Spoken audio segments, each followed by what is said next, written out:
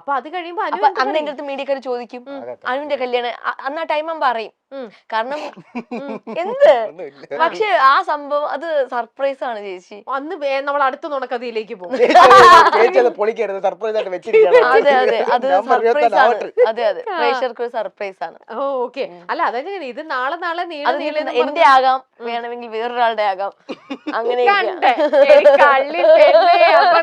തന്നെ കല്യാണം 24 25. എന്റെ പൊന്നെ അങ്ങനെയാണെങ്കിൽ ഞാൻ എന്തെല്ലാം എനിക്ക് സ്വന്തമായിട്ട് യൂട്യൂബ് ചാനൽ ഉണ്ട്. അതിൽ ഞാൻ പറയും ഞാൻ ഇപ്പോഴേ പർച്ചേസിങ് കാര്യങ്ങളൊക്കെ തുടങ്ങുമായിരുന്നു. ഇല്ല അങ്ങനെയൊന്നുമല്ല. അത് അതെ അതെ നവംബർ സമയം ഇനി കുറച്ച് കൂടെ ഉള്ളൂ. അപ്പൊ എന്തായാലും നിങ്ങൾ ശ്രദ്ധിച്ചോ, ഈ വരുന്ന നവംബർ 24, 25 ദിവസങ്ങളിലാണ് അനുമോളുടെയും ജീവന്റെയും കല്യാണം.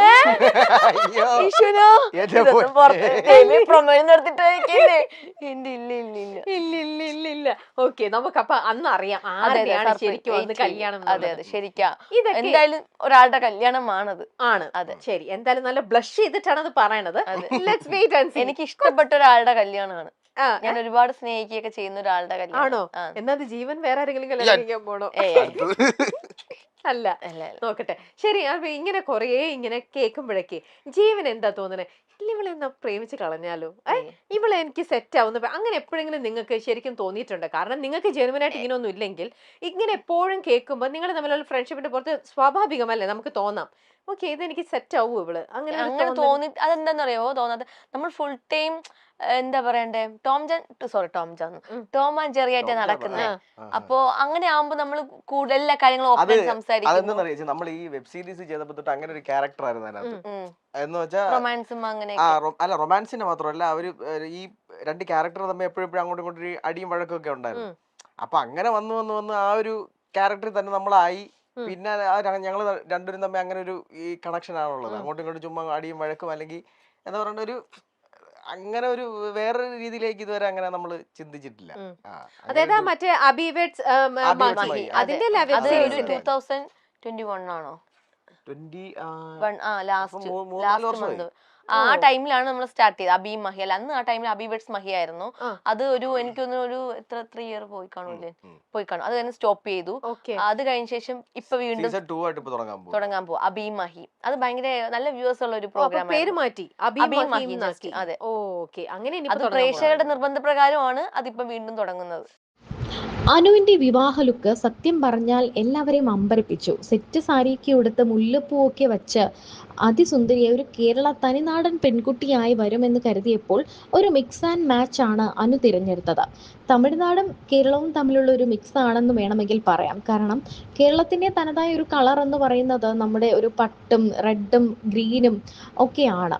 എന്നാൽ തമിഴ്നാട്ടുകാർ കൂടുതൽ തിളക്കമുള്ള വസ്ത്രങ്ങളാണ് തിരഞ്ഞെടുക്കുന്നത്. കുറച്ചുകൂടി ഓറഞ്ച്, യെല്ലോ തുടങ്ങിയ കളറൊക്കെയാണ് ഇവർ തിരഞ്ഞെടുക്കുന്നത്. അനുവിന്റെ വസ്ത്രധാരണം ശരിക്കും നമ്മൾ ആരും പ്രഡിക്റ്റ് ചെയ്യാത്തൊരു കളറായിരുന്നു. ഒരു ഗോൾഡൻ യെല്ലോയിഷ് കളറായിരുന്നു ഇരുവരും തിരഞ്ഞെടുത്തത്. അതും സാരിയുമല്ല ഹാഫ് സാരിയുമല്ല, ഒരു ലഹങ്ക മോഡൽ ഡ്രസ്സായിരുന്നു അനു തിരഞ്ഞെടുത്തത്. വിവാഹത്തിന് സാധാരണ എല്ലാവരും ഒന്നെങ്കിൽ ഹാഫ് സാരി അല്ലെങ്കിൽ സെറ്റുമുണ്ട് അങ്ങനെയൊക്കെ ആയിരിക്കും പലരും തിരഞ്ഞെടുക്കാറുള്ളത്. ഇതൊന്നുമല്ലാതെ അനുമോൾ തന്റെ ഡ്രസ്സ് അതിസുന്ദരമായി തന്നെ ഒരുപാട് നാളെടുത്താണ് സ്റ്റിച്ച് ചെയ്യിപ്പിച്ചത് എന്നും പറയുന്നുണ്ട്. ഒരുപാട് നാളത്തെ കഷ്ടപ്പാടാണ് അനുവിനെ സംബന്ധിച്ചിടത്തോളം ഈ വസ്ത്രവും എല്ലാം തന്നെ.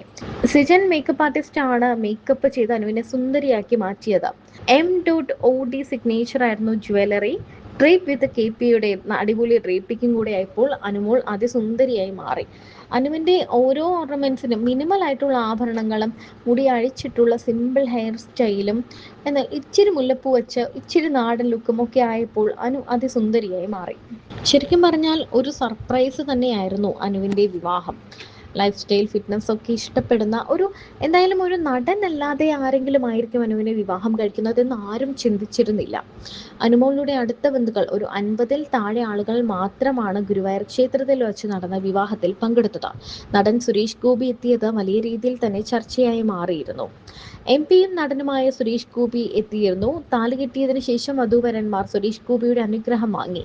അധികം ആളുകളെയൊന്നും താൻ വിവാഹത്തിന് ക്ഷണിച്ചിട്ടില്ല. ഏറ്റവും വേണ്ടപ്പെട്ട വളരെ കുറച്ചു പേർ മാത്രമേ ഉള്ളൂ. വിളിക്കാനാണെങ്കിൽ ലക്ഷക്കണക്കിന് ആളുകൾ ഉണ്ടെന്നാണ് അനുമോൾ പറഞ്ഞത്. ഇപ്പോൾ ഇതാ കല്യാണമായി. ഞാൻ അധികം കുട്ടി ഘോഷിക്കാതിരുന്നത് തന്നെയാണ് ഇത് നമ്മുടെ സ്വകാര്യ സന്തോഷമല്ലേ. അതുകൊണ്ടാണ് ആരോടും പറയാതിരുന്നത്. വിവാഹമാണെന്ന് കേൾക്കുമ്പോൾ എന്നെ സ്നേഹിക്കുന്ന ഒരുപാട് പേർക്ക് സന്തോഷമുണ്ടാവും.